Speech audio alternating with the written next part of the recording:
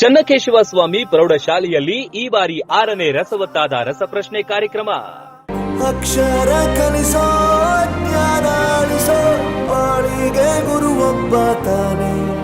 ಮಣ್ಣಿನ ಮಗ ಡಿ ರಾಮಕೃಷ್ಣ ಪ್ರೋತ್ಸಾಹ, ಮಕ್ಕಳಿಗೆ ವಿಶೇಷ ಪಾಠ, ಬಡತನ ಶಾಪವಲ್ಲ ಎಂದ ಸಮಾಜ ಸೇವಕ. ಬಡತನದಲ್ಲಿ ಹುಟ್ಟೋದು ಶಾಪ ಅಲ್ಲ, ಅದೊಂದು ವರ. ಬಡತನದಲ್ಲಿ ಹುಟ್ಟಿದರೆ ಎಂತ ಕಷ್ಟ ಬೇಕಾದ್ರೂ ಸಹಿಸಬಹುದು.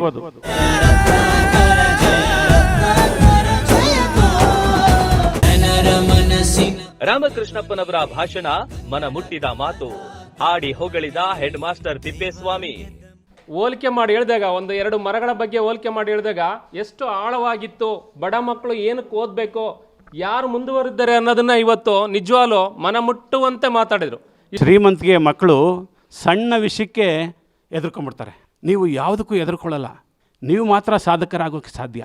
ಸಂವಹನ ಮೀಡಿಯಾ ಪ್ರೈವೇಟ್ ಲಿಮಿಟೆಡ್ ಅಡಿಯಲ್ಲಿರೋ ಜನಶಕ್ತಿ ನ್ಯೂಸ್ ವತಿಯಿಂದ ಹಮ್ಮಿಕೊಳ್ಳುತ್ತಿದ್ದ ರಸಪ್ರಶ್ನೆ ಕಾರ್ಯಕ್ರಮಕ್ಕೆ ಈಗಾಗಲೇ ಸಾಕಷ್ಟು ಸ್ಪಂದನೆ ಸಿಕ್ತಿದ್ದು, ಇದರ ಮುಂದುವರೆದ ಭಾಗವಾಗಿ 6ನೇ ಕಾರ್ಯಕ್ರಮವನ್ನ ಬೆಂಗಳೂರು ಉತ್ತರ ತಾಲೂಕಿನ ಸೊಂಡೆಕೊಪ್ಪದಲ್ಲಿರುವ ಚನ್ನಕೇಶವ ಸ್ವಾಮಿ ಪ್ರೌಢಶಾಲೆಯಲ್ಲಿ ಆಯೋಜನೆ ಮಾಡಲಾಗಿತ್ತು. ಅಕ್ಷರ ಕಲಿಸೋ ಜ್ಞಾನ ಅಳಿಸೋ ಬಾಳಿಗೆ ಗುರುವೊಬ್ಬ ತಾನೆ. ಹೌದು, ಪ್ರತಿ ಬಾರಿಯಂತೆ ಈ ಬಾರಿಯೂ ಅಚ್ಚುಕಟ್ಟಾಗಿ ಕಾರ್ಯಕ್ರಮ ಯಶಸ್ವಿಯಾಗಿದ್ದು, ಸರ್ಕಾರಿ ಹಾಗೂ ಅನುದಾನಿತ ಶಾಲೆಗಳಲ್ಲಿ ಈ ಕಾರ್ಯಕ್ರಮವನ್ನ ಆಯೋಜನೆ ಮಾಡುವುದು ಜನಶಕ್ತಿ ನ್ಯೂಸ್ ಮೂಲ ಉದ್ದೇಶವಾಗಿದೆ. ಆ ಪ್ರಕಾರವಾಗಿ ಹಿಂದುಳಿದ ಹಾಗೂ ಬಡವರ ಮಕ್ಕಳಿಗೆ ಹೆಚ್ಚಿನ ಪ್ರೋತ್ಸಾಹ ಕೊಡುವುದು ಇದರ ಧ್ಯೇಯ. ಪ್ರತಿ ಕಾರ್ಯಕ್ರಮಕ್ಕೆ ಒಬ್ಬರನ್ನ ಪ್ರೋತ್ಸಾಹಕರನ್ನಾಗಿ ತೆಗೆದುಕೊಂಡು ಅವರ ಮುಖಾಂತರ ಕಾರ್ಯಕ್ರಮವನ್ನ ಆಯೋಜನೆ ಮಾಡಿ ಮಕ್ಕಳಲ್ಲಿ ಸಾಮಾನ್ಯ ಜ್ಞಾನದ ಜೊತೆ ಅರಿವು ಮೂಡಿಸಿ ಇತರೆ ಸಂಸ್ಥೆಗಳಿಗೆ ಮಾದರಿಯಾಗುವ ಒಂದು ಸಣ್ಣ ಪ್ರಯತ್ನಕ್ಕೆ ಈ ಬಾರಿ ಸಾಥ್ ಕೊಟ್ಟಿದೆ ಸಮಾಜ ಸೇವಕರು ಹಾಗೂ ಜೆಡಿಎಸ್ ಮುಖಂಡರಾದ ಡಿ ರಾಮಕೃಷ್ಣ. ಜನಸೇವೆಗೆಂದೇ ಹುಟ್ಟಿರುವ ದೇವರ ಕುಲವೋ. ಎಸ್, ಕಿತ್ತನಹಳ್ಳಿಯ ಡಿ ರಾಮಕೃಷ್ಣ ಅವರು ಪ್ರೋತ್ಸಾಹಕರಾಗಿ ಜವಾಬ್ದಾರಿಯನ್ನ ತೆಗೆದುಕೊಂಡು ಕಾರ್ಯಕ್ರಮವನ್ನ ನಡೆಸಿಕೊಟ್ರು. ಚನ್ನಕೇಶವ ಸ್ವಾಮಿ ಪ್ರೌಢಶಾಲೆಯಲ್ಲಿ ಕಾರ್ಯಕ್ರಮ ಆಯೋಜನೆ ಮಾಡಲು ಸಹ ಅವರು ಮೂಲ ಕಾರಣ. ಇದೇ ಶಾಲೆಯಲ್ಲಿ ಓದಿ ಆಡಿ ಬೆಳೆದಿರೋ ಅವರು ಈ ಶಾಲೆಗೆ ಸಾಕಷ್ಟು ಕೊಡುಗೆ ನೀಡಿದ್ದಾರೆ. ಈಗಾಗಲೇ ಶಾಲೆಗೆ ಡೈರೆಕ್ಟರ್ ಆಗಿರೋ ರಾಮಕೃಷ್ಣ ಅವರು ತಮ್ಮ ಕೈಲಾದ ಸಮಾಜ ಸೇವೆ ಮಾಡುತ್ತಾ ಶಾಲೆಯ ಎಲ್ಲಾ ಕಾರ್ಯಕ್ರಮಗಳಲ್ಲಿ ಕೈ ಜೋಡಿಸುತ್ತಾ ನಿಂತಿರೋದು ವಿಶೇಷ. ಅದು ಅಲ್ಲದೆ ನಿನ್ನೆಯ ರಸಪ್ರಶ್ನೆಯ ಕಾರ್ಯಕ್ರಮವನ್ನ ಸಹ ವೀಕ್ಷಿಸಿ ಶಾಲಾ ಮಕ್ಕಳಿಗೆ ವಿಶೇಷ ಬೋಧನೆಯನ್ನ ಕೂಡ ಮಾಡಿದ್ರು. ಜನಶಕ್ತಿ ನ್ಯೂಸ್ ನಡೆಸುವ ಈ ಕಾರ್ಯಕ್ರಮವನ್ನ ಶ್ಲಾಘಿಸಿದ್ದು ಹೀಗೆ. ನೋಡಿ, ಇಬ್ಬರು ಸ್ನೇಹಿತರಿದ್ರಂತೆ. ಇಬ್ಬರು ಒಂದೇ ದಿವಸ 2 ತೆಂಗಿನ ಗಿಡಗಳನ್ನು ತಗೊಬಂದ್ರಂತೆ. ಅವರು ಒಂದು ತೆಂಗಿನ ಗಿಡನ ಮಣ್ಣಿನಲ್ಲಿ ಊತಿ ಅದಕ್ಕೆ ವಾರಕ್ಕೆ 2 ಬಿಂದಿಗೆ ನೀರೇ ಹಾಕ್ತಾಯಿದ್ರಂತೆ ಒಬ್ಬರು. ಇನ್ನೊಬ್ಬರು ಒಂದು ತೆಂಗಿನ ಗಿಡನ ಊತಿ ಒಂದು ಟ್ಯಾಕ್ಟರ್ ಗೊಬ್ಬರ ಹಾಕಿ ಅದಕ್ಕೆ ಕೊಳಾಯಲ್ಲಿ ನೀರು ಫಿಕ್ಸ್ ಮಾಡಿಬಿಟ್ರಂತೆ. ಆ ಕೊಳಾಯಲ್ಲಿ ನೀರು ಫಿಕ್ಸ್ ಮಾಡಿದ್ದಂಥ ಮರ 6 ತಿಂಗಳಲ್ಲಿ ದೊಡ್ಡದಾಗಿ ಬೆಳೆದ್ಬಿಡ್ತು. ಬರೀ ಮಣ್ಣಿನಲ್ಲಿ ಊತಿದ್ದು ಅಷ್ಟು ದೊಡ್ಡದಾಗಿ ಬೆಳೀಲಿಲ್ಲ. ಈ ಮುಂಗಾರಿ ಮಳೆ ಅಂತ ಬರ್ತದಲ್ಲ, ಆಗ ಬಿರುಗಾಳಿ ಬಂತು.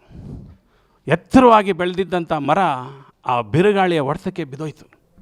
ಈ ಮಣ್ಣಲ್ಲಿ ಊತಿದ್ರಲ್ಲ ಆ ಮರ ಹಂಗೆ ಇತ್ತು. ಅವನಿಗೆ ಗೊಬ್ಬರ, ಒಂದು ಗಾಡಿ ಗೊಬ್ಬರ ಹಾಕಿ ನೀರು ಹಾಕಿದ್ದಂಥವನಿಗೆ ಗಾಬರಿ ಆಯಿತು.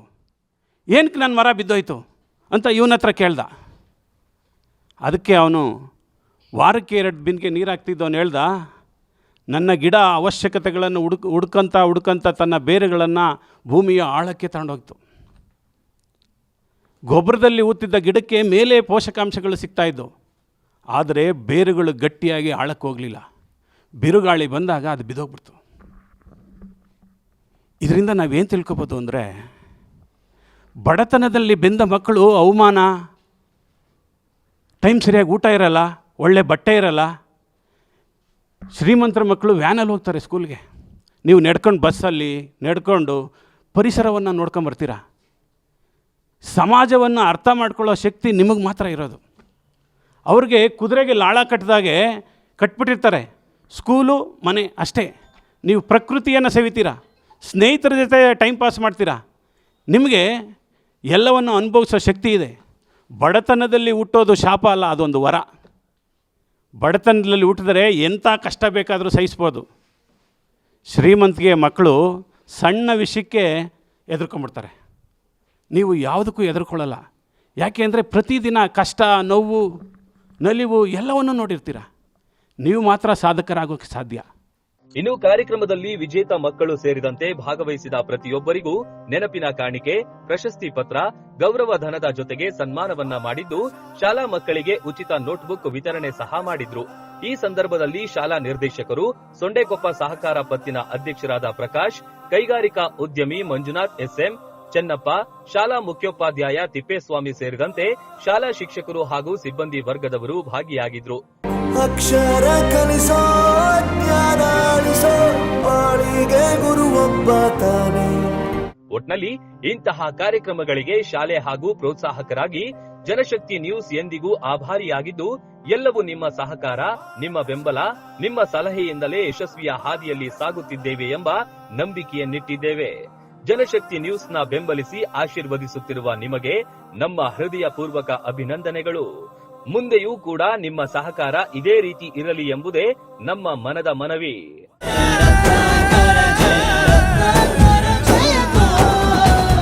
ಅನಿಲ್ ಎಂ ತಳಕಟ್ಟಿ, ಮುಖ್ಯ ಸಂಪಾದಕರು, ಜನಶಕ್ತಿ ನ್ಯೂಸ್.